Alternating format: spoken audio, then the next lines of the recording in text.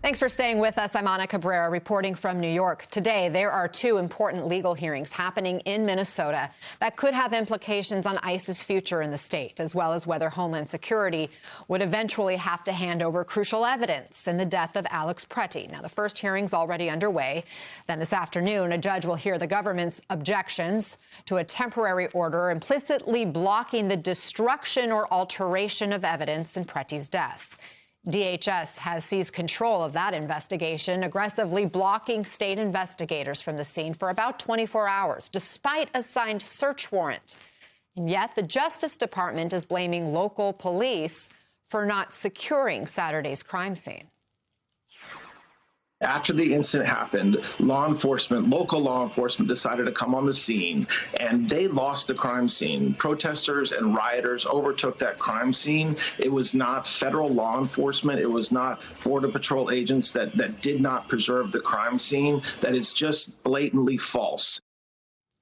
We have our team of reporters and analysts covering all the angles. MS Now's Alex Tabbits in Minneapolis. We're also joined by our legal affairs reporter, Fallon Gallagher, and MS Now legal analyst and former federal prosecutor, Paul Butler. Alex, let's start there on the ground in Minneapolis. Trump is now sending border czar Tom Homan there to head up efforts. What do the tensions feel like today? Well, Anna, if you want to see a physical manifestation of the frustration people here on the ground have with the Trump administration, look no further than the Hilton Home 2 Suites Hotel. Overnight, protesters got wind that federal agents were staying here, so they staged a protest, and things escalated quite rapidly. As you can see, there was plenty of vandalization. Protesters broke through the window here, and it all culminated in an intense standoff between federal agents and those protesters, with ultimately arrests, pepper spray, tear gas in just the latest chaotic scene here on the ground. And it all comes as people are frustrated, of course, with the fact that now federal agents have killed two separate people within 17 days. And amongst all of that, the Trump administration and members of the cabinet continue to push forward this narrative that Alex Pretty, the 37-year-old ICU nurse who lost his life on Saturday morning, was somehow engaged in domestic terrorism, or that he may have been brandishing a gun at the moment when he lost his life, all of which is at odds with what the video evidence has shown us and what the eyewitness accounts have told us. Now,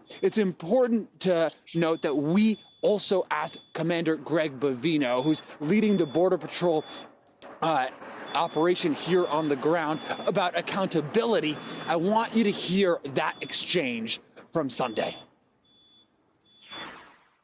We've now seen two separate people shot and killed by your officers within 17 days. Do either of you plan on taking any accountability for those actions? Two suspects, or you're correct, two suspects have been shot, and suspects that assault, delay, obstruct, or threaten a law enforcement officer's life. It goes back to the choices that we just talked about. When individuals make poor choices, poor decisions, come into a law enforcement situation, an active law enforcement situation, conspire to come into that situation. Whether that's based on ideology, we don't know. That'll be in the investigation that we just talked about. That's what we base the split-second decisions on. And you heard it there on Commander Bovino shirking accountability, referring to Renee Good and Alex Pretty as suspects rather than victims, and focusing on the choices that those two people who lost their lives made rather than the federal agents who took those lives. All of this feeds into the growing tension, the growing frustration that still exists here in Minneapolis. Now, I will say I've been in contact with ICE observers, people who are doing the very same work that Renee Good and Alex Pretty have done. And they say that these operations, from their vantage point, are continuing. There are still raids happening throughout the Twin Cities, but they do say that the rate of those raids, the amount of sightings that they're seeing of ICE vehicles, has slowed down significantly since Saturday morning. Anna? Alex Tabbitt, thank you so much for your hard work and the reporting in tough conditions. I know. Keep asking those important questions. Fallon, you're watching these two important hearings today. What's happening in court this hour, and then what can we expect at that 3 p.m. hearing?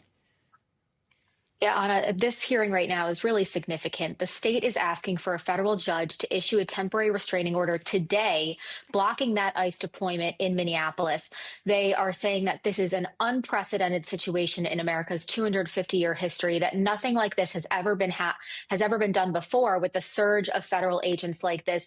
They're saying that basically the federal government has amassed an army of masked and armed agents in the city of Minneapolis, and that they need to leave.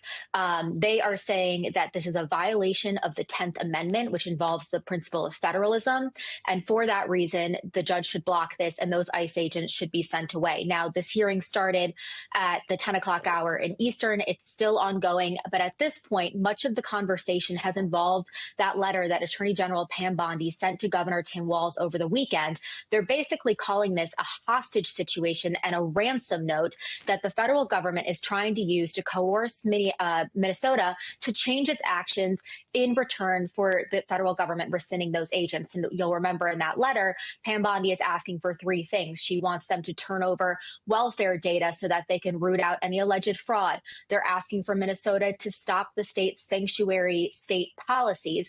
And they're also asking for voter roll data. And they're saying that if you turn these things over, that will help restore the rule of law and these federal agents will no longer be necessary. So right now, the judge is hearing arguments from both the state of Minnesota as well as the federal government. It's unclear at this point if she will rule today, but that is what the state is asking for. They're asking for a immediate block from this judge on this surge of federal agents. Now, this afternoon, there's another hearing involving the death and the evidence of Alex Preddy from over the weekend. Now, late Saturday night, the BCA, which is the state's law enforcement agency, filed a suit because the federal agents on the ground went in and they confiscated all of the evidence from the crime scene, excluded state law enforcement from actually examining that crime scene, and now the federal agents have that evidence in their custody. They're saying that that's not fair, that they should be able to search this crime scene, and that they have the right to investigate this as the state law enforcement agency. So they filed that suit Saturday night.